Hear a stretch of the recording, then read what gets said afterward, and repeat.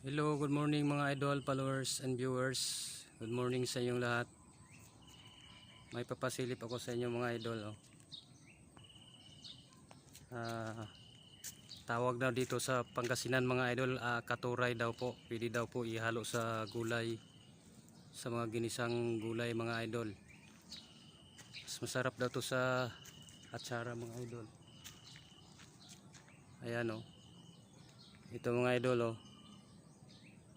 Masarap na to sa atsara, itong bulaklak niya mga idol, gulay. Katuray daw kung tawagin dito sa kanila mga idol. Katuray. Yung bulaklak niya pwede daw ihalo sa gulay. Yan mga idol. Bulaklak niya mga idol oh, katuray. Yan po mga idol, katuray daw po. Pwede daw sa ginisang gulay mga idol, sabi nung nakausap ko. Yan,